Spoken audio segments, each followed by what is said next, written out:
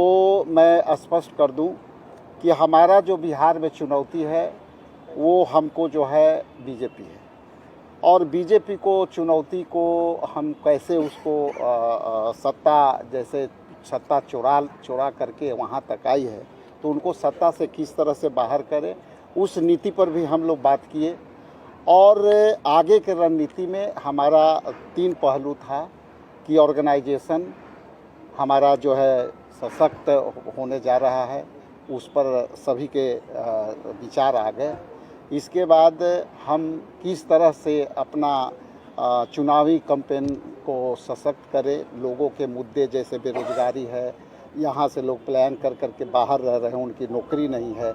तो उसकी जो है यहाँ पे कैसे व्यवस्था हो, सरकार भी विफल रही है। जहाँ तक आपने सवाल किया कि गठबंधन का, तो आप ये मीडिया में कई बातें ये हम लोगों की तरफ से कभी कन्फ्यूजन नहीं रहा होगा, लेकिन जो मीडिया में कई ऐसे बातें आती है जिससे कन्फ्यूजन लोगों को हुआ है, तो यहाँ पे मैं आप लोग को स्पष्ट करना देना चाहता हूँ कि हमारा इंडिया गठबंधन का जो स्वरूप था, उस स्वरूप में का हम लोग आगे बढ़ाते रहेंगे, और उस स्वरूप में बहुत सा साथी बाहर गए, लेकिन हमारा बिहार का जो स्वरूप है वो कायम रहेगा। ये निर्णय सर्वसम्मति से हुआ, और हम समझते हैं कि आने वाला समय में हमको जो फिरका परस्त ताकतें हैं उनको हमको रोकने के लिए हमको जाना पड़ेगा इंडिया गठबंधन के साथ, और उनके साथ हम कदम से कदम मिला के चलना चाहेंगे। नमस्कार, संतोष की रिपोर्ट में आप सबों का स्वागत है। और आज हम संतोष की रिपोर्ट में बात करने जा रहे हैं बिहार की सियासत लगभग 40 वर्षों से कह सकते हैं कि एक जगह आके ठहर सा गया है, और एक दौर में वो ठहराव लालू के साथ था और आज नीतीश के साथ ठहरा हुआ है। उस दौर में बीजेपी उस ठहराव को तोड़ने के लिए, या उस जो व्यवस्था जो ठहर सी गई थी उसको तोड़ने के लिए नीतीश का सहारा लिया था, और फिर लालू दरकिनार हुए, फिर नई व्यवस्थाएं आई, नए तरीके की राजनीति आई, और अब वो राजनीति भी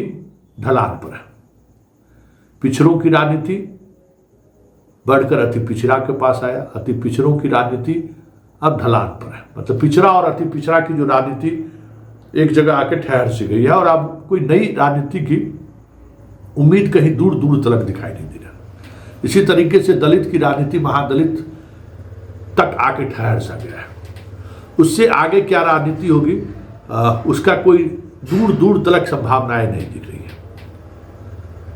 एक नीतीश है, दूसरे लालू है, तीसरा बीजेपी है, चौथा वामपंथी है, और पांचवा में जीतन राम मांझी, चिराग पासवान जैसे क्षेत्रीय दल है। मुकेश सहनी जैसे टिमटिमाने वाले भी कुछ दल हैं, उपेंद्र कुशवाहा जैसे लोग भी हैं। लेकिन इस बार लग रहा था कि कांग्रेस कुछ नया करने जा रही है,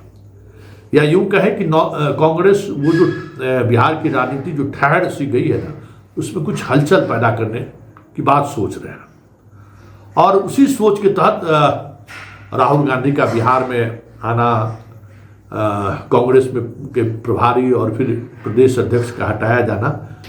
कुछ ऐसा ही लग रहा था। लेकिन आज बिहार चैप्टर को लेकर जो दिल्ली में बैठक हुई, और उस बैठक के बाद जो प्रदेश अध्यक्ष का बयान आया है, उस बयान से तो ऐसा ही लग रहा है कि बिहार में कांग्रेस अभी भी लालू की बैसाखी पर ही चलने को मजबूर है। ऐसे में 2025 का चुनाव बेहद नीरस वाला चुनाव हो जाए तो कोई बड़ी बात नहीं होगी, क्योंकि जनता परेशान है, जनता को विकल्प चाहिए, और वो विकल्प नीतीश और लालू और बीजेपी से इतर का विकल्प चाहिए। बीजेपी भी नहीं चाहिए बिहार के लोगों को कि पूरी तौर पर बीजेपी की सरकार बन जाए। नीतीश को लोग अब उस तरीके से पसंद नहीं कर रहे हैं, लालू को तो स्वीकार करने को तैयार नहीं है। वामपंथियों का हाल यह है कि वो भी लालू का पिछलग्गू बन गया। जो हाल सीपीएम सीपीआई का हुआ, आने वाले समय में भाकपा माले का भी वही हाल हो जाए तो कोई बड़ी बात नहीं हो, क्योंकि पूरी राजनीति बिहार की, अगर पूरी राजनीति की बात करें तो उस राजनीति में नयापन कुछ भी नहीं है। आज की युवा पीढ़ी को राजनीति कहीं दूर दूर तक आकर्षित करते हुए नहीं दिख रहा है। प्रशांत किशोर आए तो लोगों यंग जनरेशन के बीच एक उम्मीद जगी और यंग जनरेशन प्रशांत किशोर के साथ जाति धर्म तोड़कर जुड़ना शुरू हुआ, पहले जुड़ने लगे थे, लेकिन उसका स्ट्रक्चरल स्थिति देखकर बहुत जल्द बिहार की युवा निराश हो गए। उम्मीद की किरणें कांग्रेस की तरफ लोग देख रहे थे, युवा खास करके। हमारी जो बात युवाओं से होती है, कन्हैया को भेजा गया, कन्हैया को मैदान में उतारा गया, उससे भी एक संदेश गया कि चलिए अब पार्टी लालू और तेजस्वी के उस एरा से बाहर निकलना चाहता है, जिस एरा से निकालने के लिए अखिलेश सिंह को भी हटाया गया कि भाई लालू परिवार से करीब है, इसलिए उनको भी हटाया गया। जो मोहन प्रकाश बिहार प्रभारी थे वो भी उसी बैकग्राउंड से थे, तो कांग्रेस को लगा कि नहीं एक यंग टोली को भेजा जाए। तो अभी जो पूरी टोली जिसको बिहार का कमान दिया है गया, शुरुआत में ही हमें लगा कि जिस तरीके से कन्हैया मैदान में उतरे बिना तैयारी के, हमें लगता है कि इतने बिना तैयारी का कांग्रेस को मैदान में उतरना ही अपने आप में आत्मघाती था। कोई तैयारी नहीं थी, अचानक कन्हैया एक सप्ताह के अंदर में बिहार मैदान में उतर आए, जबकि हमें लगता है कि कन्हैया को उससे पहले पूरे बिहार को एक अलग तरीके से मथना चाहिए था, फिर यात्रा पर निकलते तो उसका इम्पैक्ट पड़ता। हाँ, भीड़ वो खींच पा रहे हैं, लेकिन उस भीड़ को वो वोट में बदल पाएंगे कोई ज़रूरी नहीं है, क्योंकि जिन इलाकों से वो घूम रहे हैं वो इलाका आज से 40 साल पहले कांग्रेसियों का इलाका था, आज वो कांग्रेसियों का इलाका नहीं है। उन इलाकों में हमें नहीं लगता है कि बहुत कुछ कन्हैया बदलाव कर पाएंगे, इसलिए कन्हैया की उस यात्रा का कोई मतलब भी नहीं है। हाँ, कांग्रेस का झंडा, राष्ट्रीय ध्वज दिख जाए, कन्हैया अलग अलग तेवर में दिख जाए, लेकिन उसका इम्पैक्ट वोट पर पड़ने वाला नहीं दिख रहा है। क्योंकि देखिए, असल लड़ाई यहाँ जो है, जिस बात को लेकर राहुल को ताकत दिखाने की जरूरत थी, असल लड़ाई है कि आरजेडी का जो जंगल राज है या आरजेडी का जो यादव राज है, जंगल राज मत के यादव राज है, यादव की जो उदंडता है, यादव की जो आक्रामकता है, यादव का जो अपराधी प्रवृत्ति है, उससे समाज आज भी उसको स्वीकार करने को तैयार नहीं है। भले यादव लोग इस बात को लेकर हमारी आलोचना करते रहते हैं, लेकिन सच्चाई यही है कि यादव की आबादी भी इस प्रदेश में सबसे ज़्यादा है। इतनी आबादी किसी दूसरे प्रदेश में नहीं है, यूपी में भी नहीं है, और आबादी की वजह से हर गांव के आसपास कहीं न कहीं यादव है।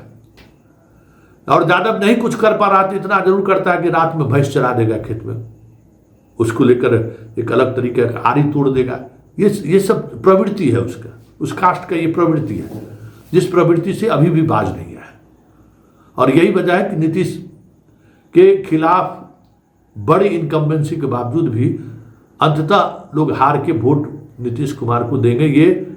साफ दिखने जा रहा है और दिख भी रहा है। हाँ, ये अलग बात है कि बीजेपी जो खेल खेल रही है, उस खेल की वजह से कुछ गड़बड़ हो जाए तो कोई बड़ी बात नहीं है, लेकिन बहुत ज़्यादा कुछ हमें लगता नहीं है कि नीतीश भी उस स्थिति में नहीं है। और बाकी जो गठबंधन के साथी हैं, कांग्रेस का ये आत्मसमर्पण आज की बात से जो लगा, हमें लगता है कि आने वाले 2025 के चुनाव में इतिहास में कांग्रेस की जो स्थिति नहीं हुई थी, याद रखिएगा, जो मेरा खुद का अनुभव बता रहा है कि इतिहास में जो स्थिति कांग्रेस की नहीं रही थी बिहार में,